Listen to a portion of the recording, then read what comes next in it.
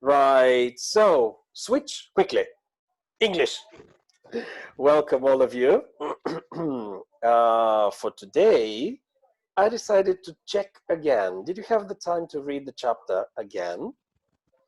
Yeah. Effie says yes. Anybody else? I read 13th chapter, but Really? yeah, I didn't understood. You didn't? Yes, because Yes, usually it's I connected with the previous. yes, the previous. Yes.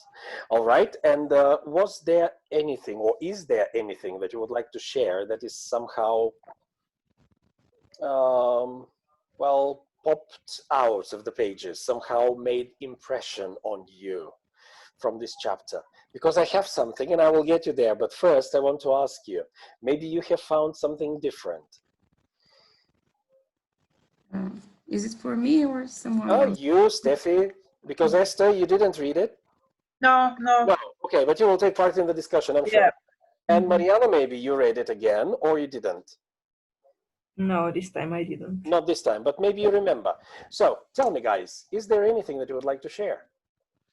Something that you missed the first time? What I found is at the very end of the story. So I'm not sure if I have to talk first for the very end. No, it's okay. But the words of the journalist, for the first time, he was completely convinced that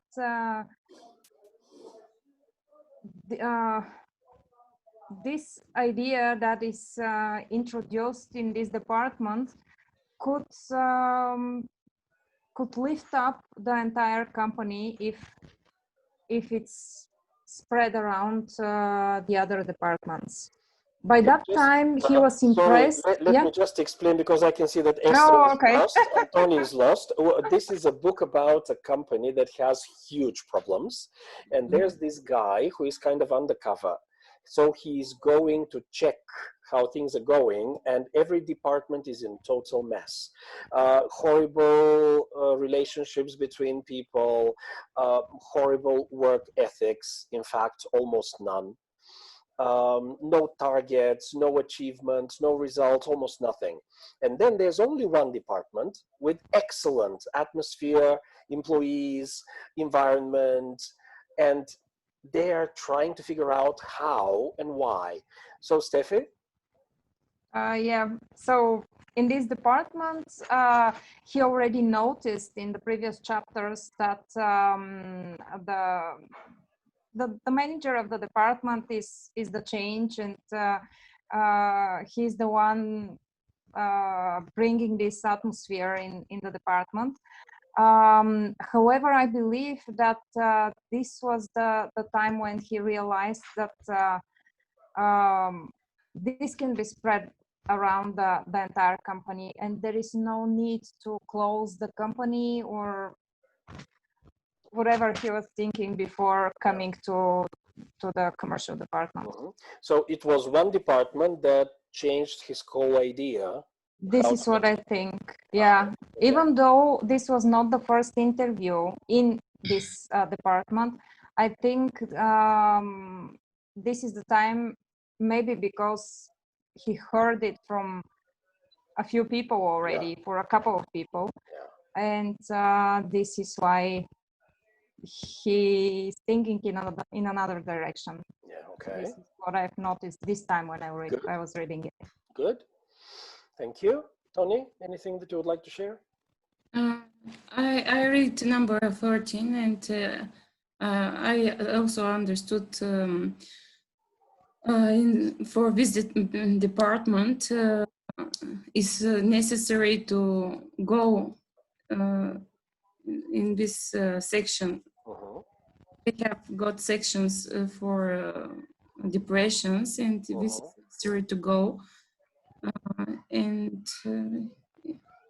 Okay, so they had seminars and training. Seminars, yeah. Yes, and he directed people to go and take part.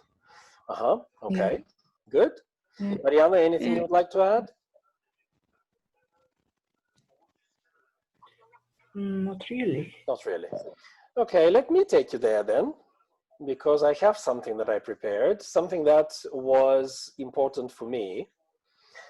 One morning at work, I was feeling really stressed. This is one of the people speaking. I hadn't slept all night because I was so worried about my kids who were away visiting relatives. When I opened my day schedule, I realized to my horror that I had forgotten to complete a report that I had promised Peter, the manager, to have ready that day. It had totally slipped my mind. I felt like such an incompetent, unreliable loser. I had never missed anything like that before. I just dissolved into a pile of tears and put my head down on my desk, feeling completely defeated. My mind filled with tormenting thoughts like, everyone would be better off without me. I'm a liability to the company and the family. Just end it all now. Death is the only way to stop the pain.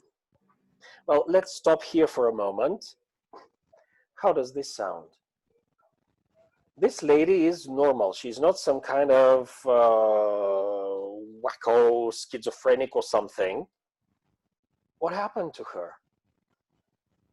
Is it possible with just one missed report and all of this? Maybe she has got a depression, mild depression. So maybe there's some background. Yeah. Okay. This happened in her life. Okay. Yeah, I'm agree. I think she has problems that has nothing to do with whatever she missed to do in her schedule. It's something probably like depression. Maybe she's struggling with something. Okay, and where did these ideas come into her mind? Do you think that she was ever suicidal? To think about death and ending it all? No, it's the first time. The first time. Where did these ideas come from? TV? Films with violence? What? Well, no.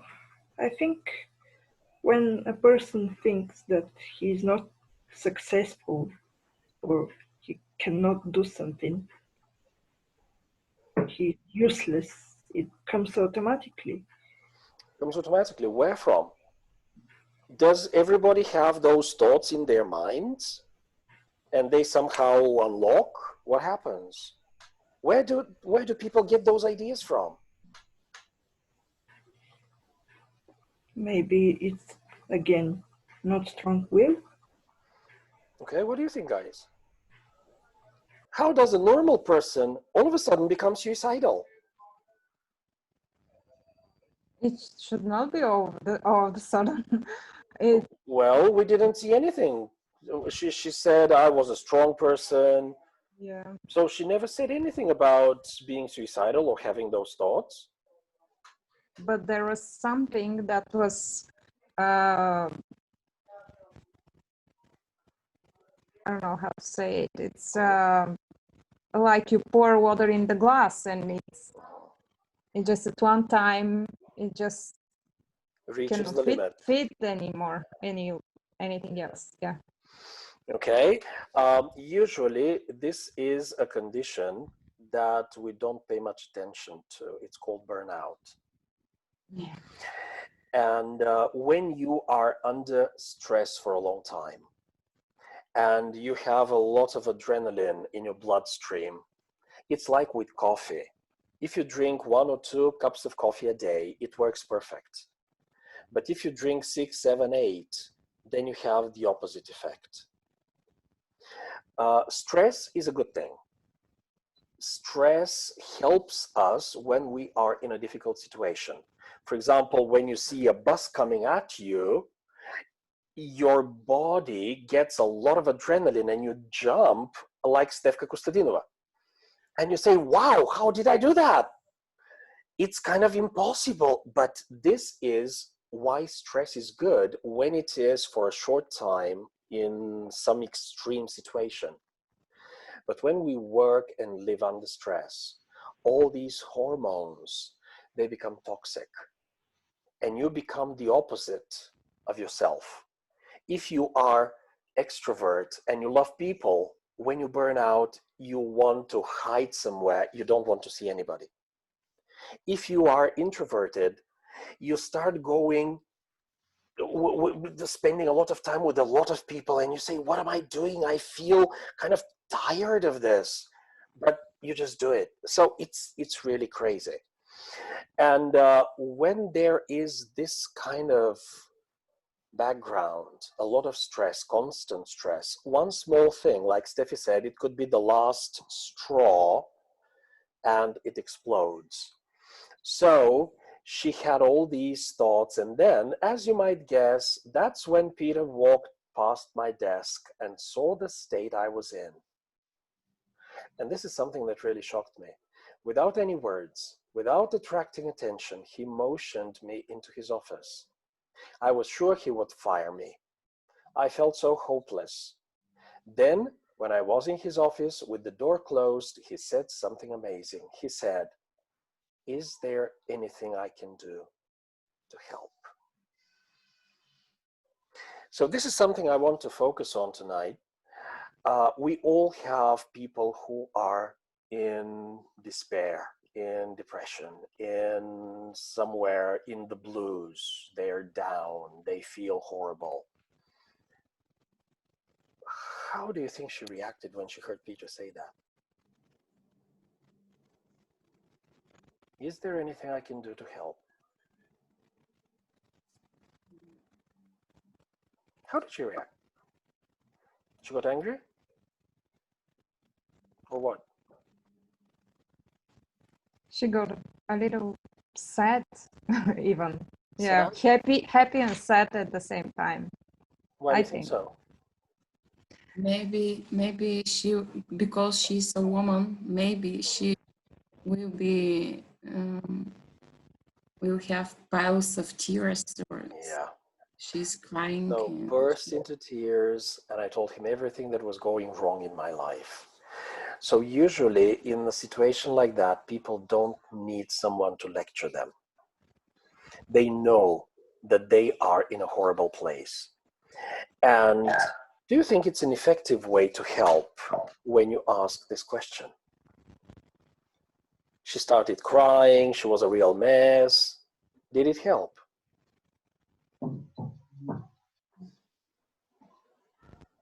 We can just give a hug and listen. Okay. What is she has got to tell us? Good. And maybe it's enough for the first time. Okay. What do the other guys think? The other ladies? Yeah. What do you think? Only ladies tonight. Yeah, I'm privileged tonight. I've got so many ladies tell me, you are the emotion experts.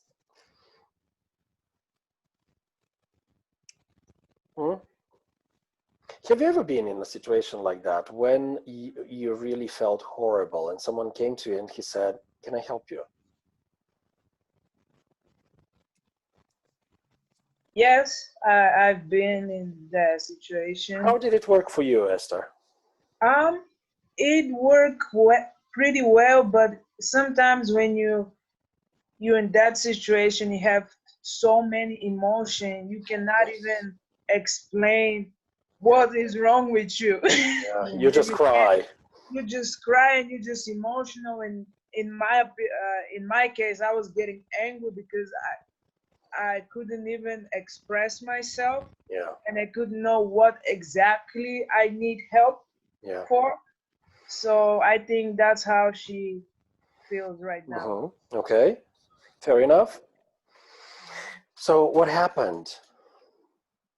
Do you remember the seminar we had with the doctor? So he pointed her in a certain way, but after when I was done, when she has finished.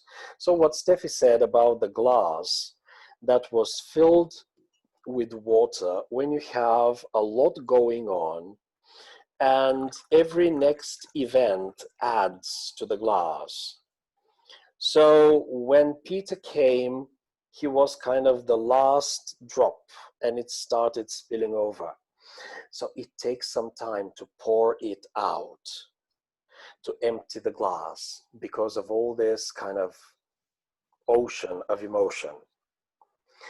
And this was one of the first exercises when I attended the course on inner healing, emotional healing.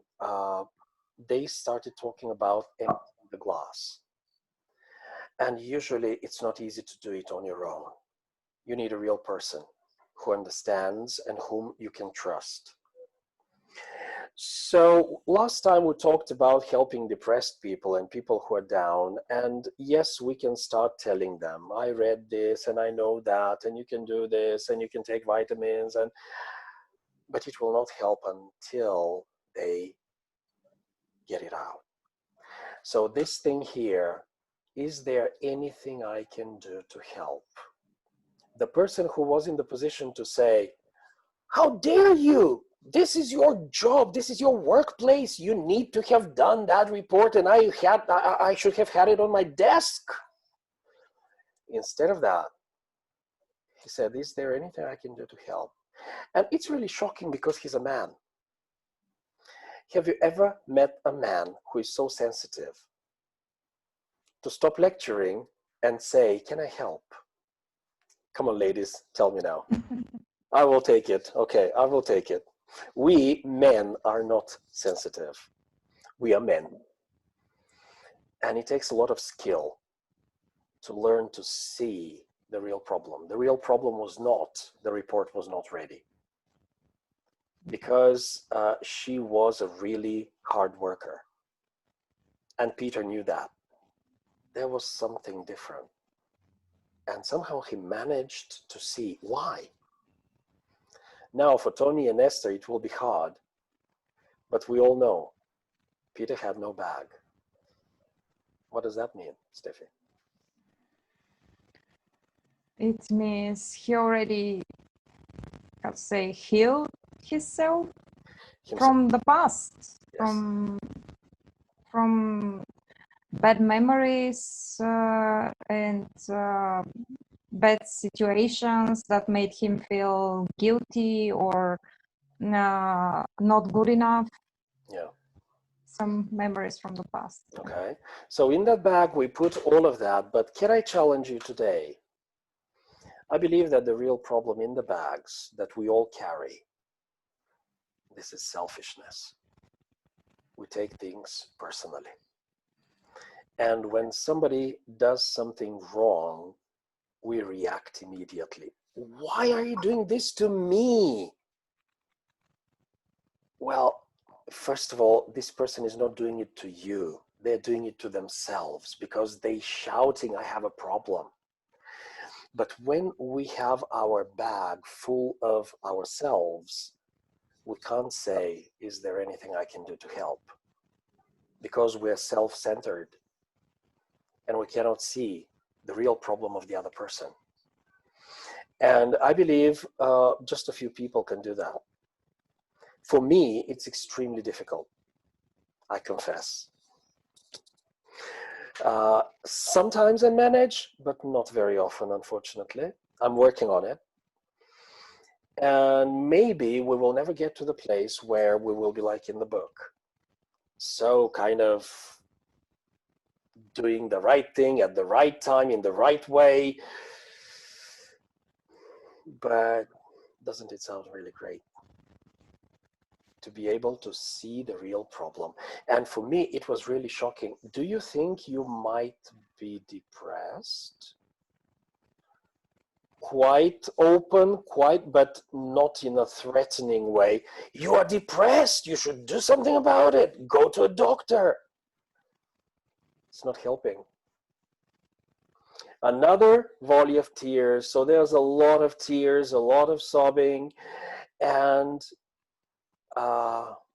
yeah, do you think we could do it together? So, have you ever been in such a situation where you somehow forgot about yourself and you just wanted to help the other person quite honestly and quite openly? Do you remember such an episode? Usually mothers say yes, and they mean children. Okay, apart from that, Your husband, friend, colleague, someone, complete stranger. Can you share something?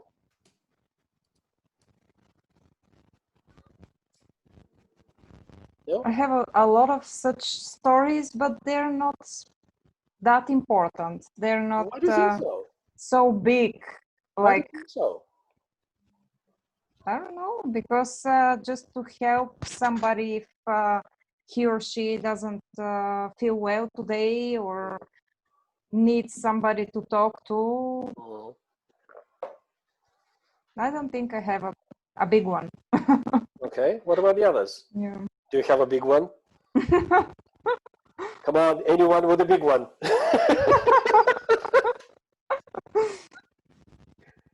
No? As a big one, no, but there have been times that I really wanted to help a friend, but I'm not being like totally forget about myself, as it's in the book. I confess to. Yeah. Thank you. Yeah. Well, you know, Steffi said something that I think is extremely important. It was not the big one, but by helping in a small way, maybe you help the person not to get that deep into the problem.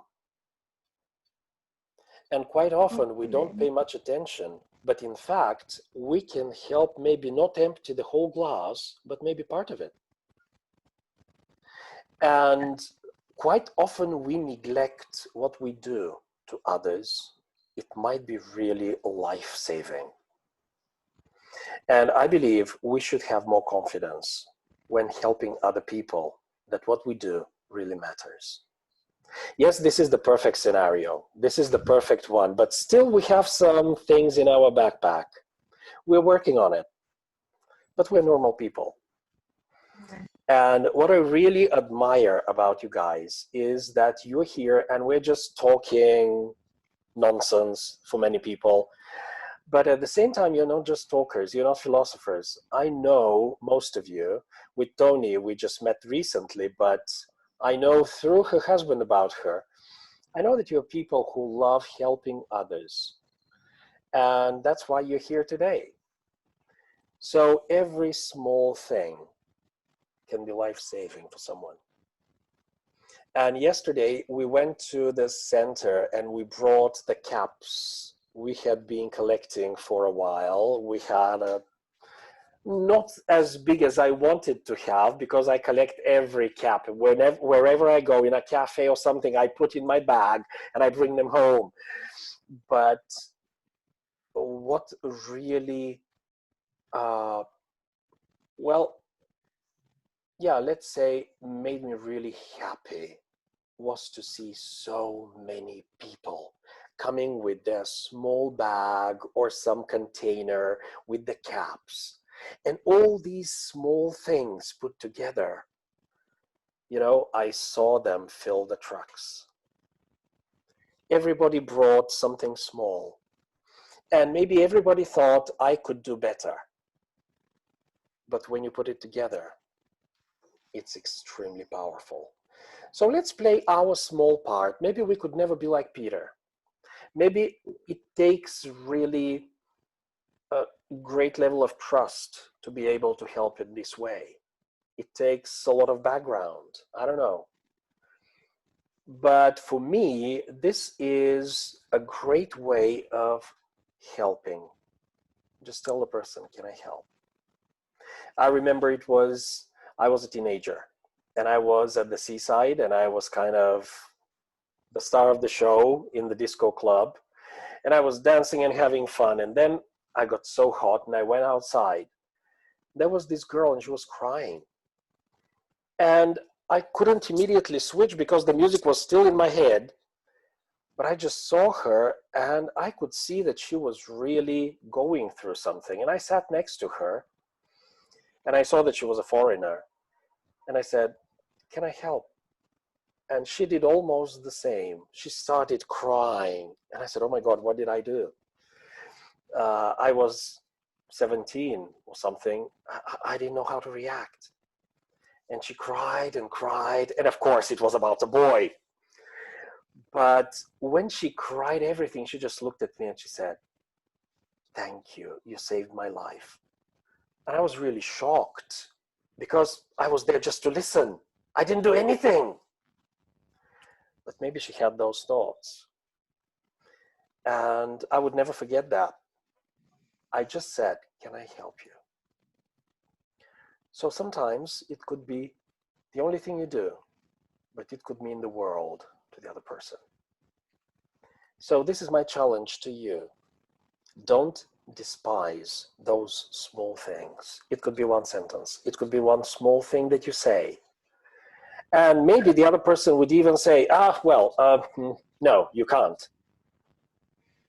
But even the fact that they said something is some kind of reaction. And yeah, I believe we can grow in that. Next time we will finish with this chapter. So if you haven't read it, you can go and read it. There's another aspect that I would like to look at. I'm not going to tell you what, because, I believe that when we read books, we should check, how does that apply to me? What can I do with that book, with that knowledge that I'm getting, with that insight? And I believe that this is the way for books to change us. So maybe next time you can share something that made great impression on you. And maybe you can connect it with a story from your personal life. And maybe we can have a Lubomir next time, because it's so wonderful to be one man with 4 ladies. But, come on, I need one more man here at least, because otherwise I feel like, what am I doing here? So thank you so much, girls. This is my challenge for you, especially in the midst of this crazy situation with media that is kind of scaring people all day. And they're talking all about virus and death and all these horrible stories. Maybe many people need someone to sit and say, "Can I help?" So this could be a homework, right? Just look around and try. And this one sentence can change somebody's life. Yes, Steffi? Right. Yep. Thank you. So have a great evening. Thank you. And next time you'll tell me stories. Okay. Bye and see you. Thank you. Bye. Thank you. Bye.